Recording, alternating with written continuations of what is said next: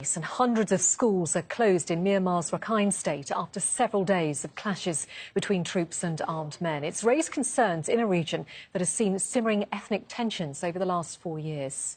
Scott Heidler's following that story from neighbouring Thailand. In the latest fighting, 12 people have been killed. State-run media says 4 soldiers and 8 armed men died in clashes over Tuesday and Wednesday. The area is mainly populated by Muslim Rohingya. Security along the nearby border with Bangladesh has been stepped up after 9 police officers were killed on Sunday in coordinated attacks on 3 border posts. 6 suspects are being held in connection with those incidents.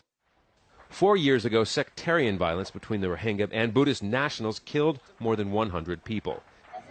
Tens of thousands of Rohingya were sent into displacement camps across Rakhine state. In most cases, their movement is heavily restricted. The Myanmar government does not recognize the Rohingya as an ethnic group, and Buddhist nationalists view them as illegal migrants from Bangladesh. The UN is urging troops and civilians to exercise restraint following the latest violence, calling the situation a delicate juncture for Rakhine. A new advisory commission headed by former UN Secretary-General Kofi Annan made its first visit to the state in September. The commission was set up by Aung San Suu Kyi's government. She has been criticized for ignoring the plight of the Rohingya since taking office in March. Scott Heidler, Al Jazeera, Bangkok.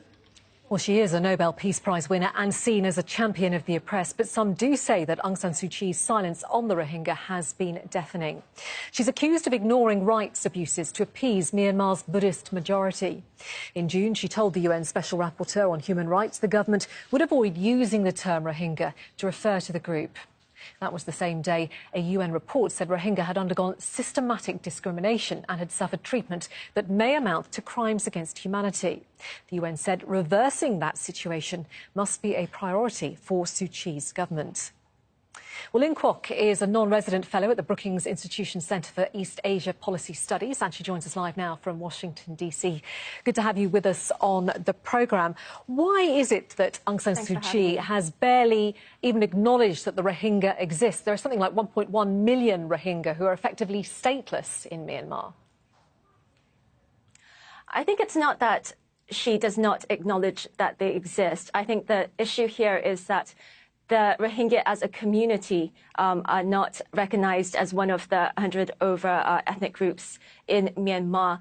I think Aung San Suu Kyi is actually trying to work to better improve the human rights situation of individuals in the Rakhine state, namely the Rohingya. She's also facing political problems, I suppose, in the Rakhine state. In the Rakhine state, the Burman majority, who formed the majority in parliament, in the national parliament, are actually the minority in the local parliament. And this poses problems, of course, for executing any sort of improvement in the situation of the Rohingya community in Rakhine. So that's one issue.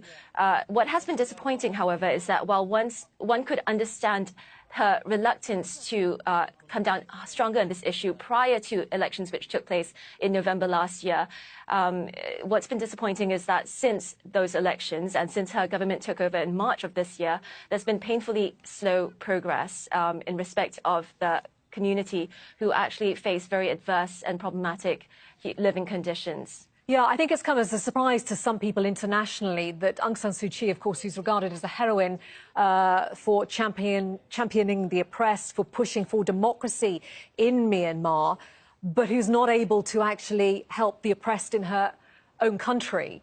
You know, I think some people internationally might have thought, well, hang on a minute, her halo has slipped somewhat. Is she getting any international pressure over the state of the Rohingyas? I mean, she is getting a huge amount of international pressure. I think, you know, very soon her honeymoon will be over insofar as this issue is concerned. But I think she has some legitimate justification for saying, in fact, that it's a problematic, it's a dire situation which requires time to resolve. And so if we look at the situation in the Rakhine state, it did not happen overnight. tensions between the Muslim and Buddhist community in Myanmar have existed for decades, since the 1930s, and was very much a legacy of colonial rule, and which has since been entrenched by various discriminatory policies taken by successive governments.